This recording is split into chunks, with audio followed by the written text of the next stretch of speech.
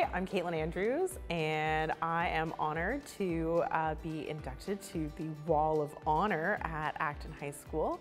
First off, I just wanted to say congratulations to the other honorees. I'm sure that they all feel just like I do. And to all of the graduates, I know that you're going to be seeing this. And I just wanted to say that this is the end of one chapter, but the beginning of another chapter, and I wish you all the best in the next things that you do, whatever endeavors they may be, whatever path you've chosen. I'm sure that your time at Acton has served you well, and you will go on to do amazing things.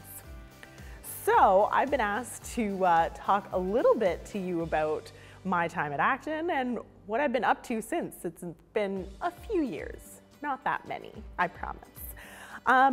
First, I attended Acton High School from 2002 to 2006, and my time at Acton was very well served for myself and what I did in my future. I graduated in 2006, and I then whisked myself away to Texas, but I'll get into that in a minute. While I was at Acton, I had many opportunities open to me, and I was fortunate enough to be involved in a few different activities, but my main thing was being involved in sports. So if you've been down the hallway near the gym, you may have seen my face before. While I was at Acton, some of the sports that I was involved in: basketball, hockey, and then a little bit of badminton, but my main sport was track and field, and that's kind of where I started to excel. And during high school, that's really where I figured out that 1, I am not a runner, 2, I am not a jumper, way too short, and 3, I'm actually pretty decent at throwing things kind of far. And I enjoyed doing that for all 4 years while I was at Acton. All 4 years, I was lucky enough to represent Acton High School at OFSA. And all 4 years, I was lucky enough to make it to the podium. So I made sure that the Acton High School name was well known to many people in the province. So we may be small, but we're mighty. I did not, though, just participate in sports and a few other extracurriculars while I was at Acton. I was also pretty involved in the classroom. And yes, I did enjoy being a little bit nerdy, probably a little more than a little bit.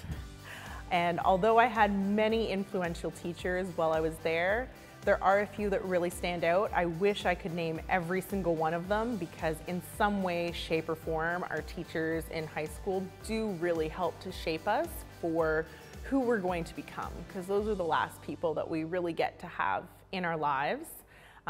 But a few that I just have to mention: Mr. Harris, for somehow figuring out a way to make math enjoyable. I'm not a math person, never have been, probably never will be, but Mr. Harris helped me fake it until I made it all the way through. Miss Koulos, for being tough but kind and always fair in English. Many people were scared to have her, but once she was your teacher, you knew you were going to be okay. Mr. O'Connell, for the funky shoes and bringing some fun to Shakespeare. And then the 3 Musketeers in science, who are still there: Mr. Braun, Mr. LeBlanc, and Miss Warner.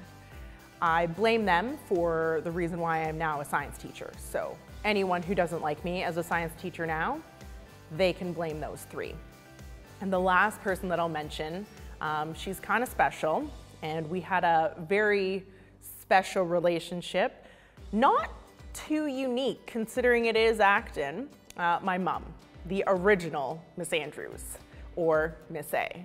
She was my teacher all the way through, but definitely made it just a little bit harder for me than anyone else. So I knew the value of hard work to get what you want, even if what you wanted was a better grade than someone who was doing nothing. Thanks so much, Mom. But honestly, thank you, Mom. I really wish that I could mention every single teacher, but we would be here forever and ever, because they really do all deserve that recognition, and all your teachers right now and your administration and those people that are behind the scenes, your secretary, your office staff, your guidance staff, they really are there to help you because they do want you to succeed. And now being a teacher, I guarantee they want you to succeed. So after high school, I graduated and I went to a school called Stephen F. Austin State University in Nacogdoches, Texas. Try to say that 5 times fast, but I do know how to spell it. I was there on an athletic scholarship, and yes, for throwing things kind of far. I got to spend 5 years there, where I studied for a Bachelor of Kinesiology with a general in science, a minor in business, and then I did a concurrent teaching program. So I got a little extra education, all packed into my 5 years while I was there. And those were some fantastic times. I did kind of throw things far and threw things far enough to win a few conference titles, get a few team titles, and make it to NCAA West, which was kind of the culminating of my time at SFA. While I was there, I also started a mentorship program for student athletes. And yes, I did make it to all my classes. So they still remained very important to me. Academics never was something that would fall by the wayside for me. Along with that, while I was in high school and while I was at SFA, I was fortunate enough to compete for Team Canada a few times here and there for Pan Am Juniors, World Juniors. I competed for Team Ontario a few times, but upon graduation from SFA, I came back home, all the way back up here. Yeah, I was prepared for those cold winters. And I spent the first little bit of when I got back helping out at York University, coaching and training to make a bid for the Olympics. My body had other plans. I broke my ankle for the 3rd time, so we kind of had to throw the Olympic dream out the window, which is okay. There are other things. And I turned my sights then on teaching. So I got my ESL certification on top of everything that I had, and went to South Korea for a year, where I taught English to grade 6, 7, 8 there, but it's 7, 8, 9 here, which was fun. But after a year, I was ready to come home. And when I made it home, I actually got hired on to the board for my very first job at Acton High School. So it came full circle and I got to come back home. I started out with just 1 class, and then I started filling in for another teacher, so I had all my classes. And although I've been back and forth to Acton a few times here and there in between, I've now settled, and my home school is in Milton at CK. I know we're not really that much of rivals, are we? But I do still have my time at Acton as a fond memory, and I still have my Acton connections, as well as some family members that are wandering the halls, keeping our Andrews tradition going, you know, because it goes back from before. So I have just a few stories from my time at Acton that I have to share. So one is, I think I'm one of the few, if not the only one, who has a parent on the Off the Wall who competed as an Acton High School student and then turned around as a child and got onto the Off the Wall for competing. That parent is also on the wall for coaching, and so is the other parent. So we kind of have that really strong connection there.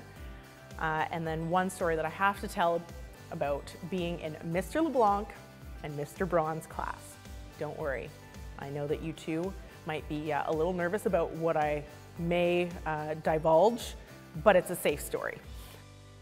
So this was maybe grade 11, possibly grade 12. I think it was grade 11 though. And Mr. LeBlanc and Mr. Braun didn't think that I was quite strong enough to lift what I needed to lift for throwing.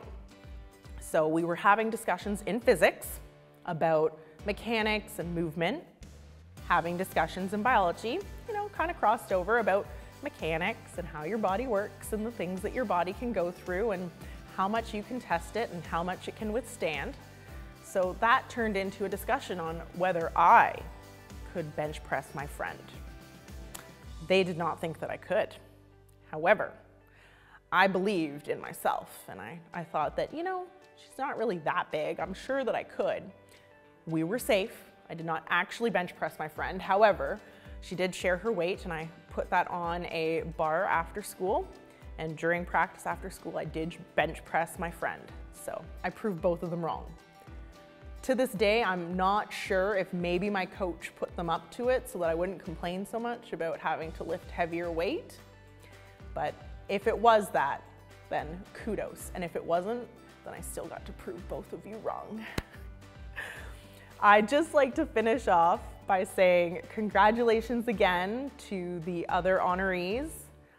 We get to be recognized by a place that probably holds some really dear memories for us and really has helped to shape us into the people that we are today and the success that we've found. To all the teachers, all the administrators, everyone behind the scenes, everyone who's working there, the custodial staff, thank you so much, because all the way from one end to the other, doesn't matter who you are, if you worked at Acton High School, you're one of the reasons why people enjoy being there. And to all the graduating students, congratulations. I know that many of you are going to want to just book it right out of here and not look back, but I hope you take the time to think about what Acton has given you and have some fond memories. And for those of you, if you see this and you're not graduating yet, take your time, enjoy yourself, and maybe create some of those memories so that one day maybe you feel like I do, where Acton is always a place that you can go home. Thank you.